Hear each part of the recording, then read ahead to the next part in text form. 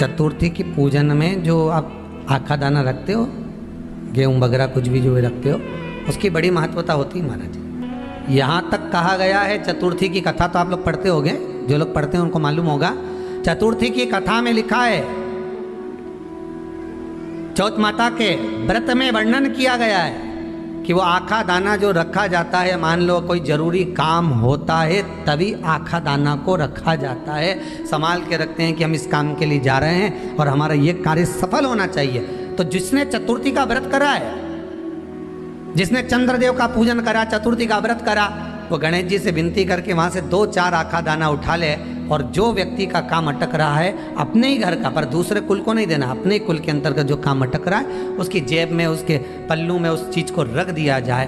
तो चतुर्थी जो अगली आती है, जैसे आप महीने की करते हो तो महीने की, और आप जैसे करते हो कि 4 अलग बड़ी बड़ी चतुर्थी करते हो तो उसके अनुसार आपका कार्य सिद्ध होता ही है। उस आखे दाने का इतना महत्व होता है क्योंकि चतुर्थी का व्रत करने वाली माता जब व्रत करती है तो स्वयं चतुर्थी की कथा में लिखा हुआ है कि पार्वती जी गणेश जी से चतुर्थी की कथा बचवाती। तो चतुर्थी की कथा जब होती है तो उसको स्वयं गणेश जी बाच रहे हैं। तो व्रत कौन सुन रही है? माता पार्वती। और आपने जो आखा दाना लिया वो गणेश जी के भाव से लिया, गणेश जी से निवेदन करके, विनय करके, प्रार्थना कर कर उसको प्राप्त किया। तो जिनकी यहाँ संपदा की कमी होती है, वैभव की कमी होती है, लक्ष्मी की कमी होती है, प्रतिष्ठा की कमी होती है, धन की कमी होती है, उसके लिए बुधवार के दिन अगर शंकर पर 1 लोटा पानी चढ़ाया जाता है तो जिन लड़कियों का विवाह नहीं हो रहा, जिन बच्चों का विवाह नहीं हो रहा, उन बच्चों के भी विवाह हो जाते हैं। हमारा वृद्धि से मतलब होता है जिस कन्या या वर का विवाह नहीं होता, 40 साल हो गए या 30 साल हो गए, या जब 28 के बाद में लड़का लड़की क्रॉस हो जाए कि 29 में, 30 में, 32 में, 34 में, 40 तक पहुंच गए और विवाह नहीं हो रहा है, तब बेलपत्री के जो पेड़ होता है, वृक्ष होता है, उस वृक्ष की जो डाली होती है, उस डाली के मनकों से जो माला बनती है, बाजार में भी मिल जाती है बेल की माला, उस माला को भगवान शंकर को समर्पित कर कर बेलपत्री के वृक्ष के नीचे बैठ कर भगवान शंकर का पंचाक्षर मंत्र का जाप करना है। कौन सा मंत्र है? पंचाक्षर। पंचाक्षर मंत्र कल बताया था, नमः शिवाय। अगर रसोई घर से भोजन में तुलसी डलकर अगर ठाकुर जी के सामने वो थाली रखी तो ये पक्का है वो थाली ठाकुर जी नहीं जीमेंगे, क्योंकि उसमें तुलसी रखी हुई आई है। हाँ, जब ठाकुर जी के सामने थाली रखा गई और तुमने थाली रखने के बाद में मंदिर के सामने बैठ के फिर तुलसी डाली तो ठाकुर जी उसको स्वीकार कर लेते हैं। क्यों?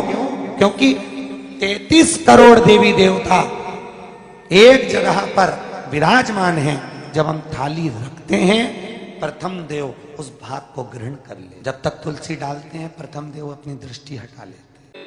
समय होता है, एक टाइम होता है, एक पल होता है, एक घड़ी होती है कि गणेश जी महाराज हमारे घर में आ गए। गणेश जी की सबसे पहली जो आरती हो, उस आरती के समय पर अगर धूप बत्ती जलाई जाए या गोबरी को जलाकर उसमें गूगल छोड़ी जाए और गूगल छोड़ने के बाद गणेश जी का नाम ध्रुम वर्ण कह दिया जाए तो गणेश जी को तुम्हारे घर की पूजा स्वीकार करना पड़ती है। बस वो समय हम जानते। हम तो बस उतना जानते हैं कि शिव महापुराण में लिखा और मुद्गल पुराण में लिखा, गणेश पुराण में लिखा, गणेश जी का एक नाम होता है ध्रुम वर्ण। क्या नाम है?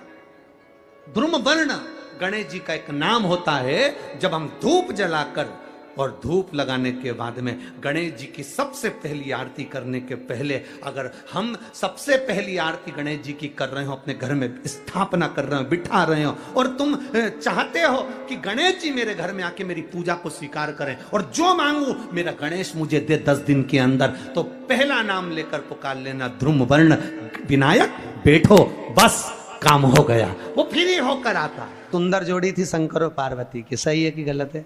कभी नहीं झगड़ते थे। इसलिए पृथ्वी पर ना तो लक्ष्मी जी के व्रत हैं, ना ब्रह्माणी के व्रत हैं, ना इंद्राणी के व्रत हैं। अगर पूरी पृथ्वी पर सबसे ज्यादा व्रत किसके हैं? माता पार्वती। तीज का व्रत किसका? पार्वती का। चतुर्थी का व्रत किसका? पार्वती का। चौथ का व्रत किसका? पार्वती का। छठ का व्रत किसका? पार्वती का। जितने व्रत है सब माता पार्वती। गणेश जी मैया को प्रसन्न करने के लिए अष्ट रूप में धारण करते हैं।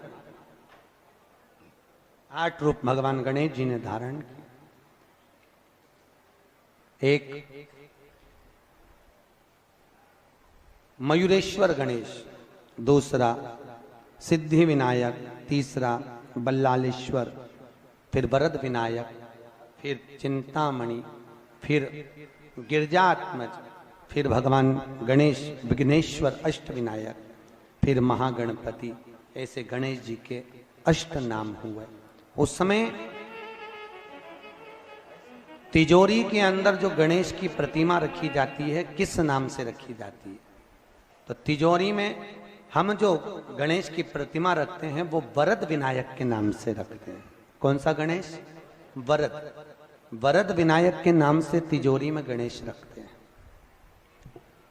और वरद विनायक के नाम से गणेश जी तिजोरी में रखाते हैं। आपको कथा में कहा था घर में सीधी सूंड का गणेश और व्यापार व्यवसाय ऑफिस में उल्टी सूंड का गणेश होना चाहिए। वरद विनायक को तिजोरी में। जब मकान का गृह प्रवेश होता है तो गणेश जी की पूजन जो दरवाजे पर करी जाती है उसे सिद्धि विनायक गणेश कहते हैं।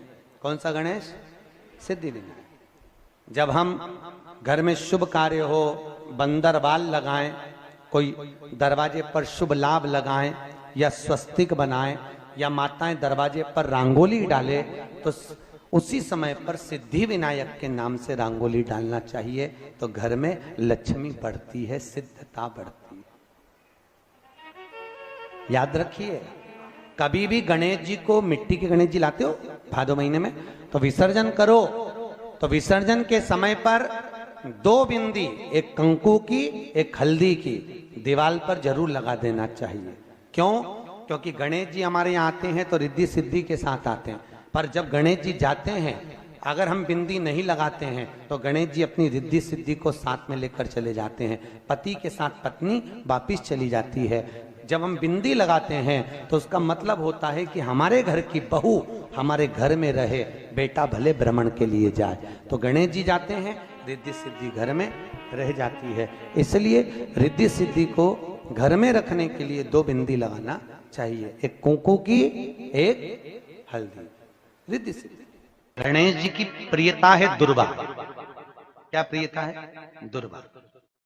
कितनी दुर्वा गणेश जी को समर्पित करी जाती है? मात्र 5। कितनी? आज के जमाने में लोग गट्ठा बनाकर चढ़ा दें, वो अपनी जगह पर। 5 दुर्वा पंचम इंद्रियों को वश में करने के लिए और भगवान के 5 जो स्वरूप हैं उनको अपने भीतर उतारने के लिए 5 दुर्वा।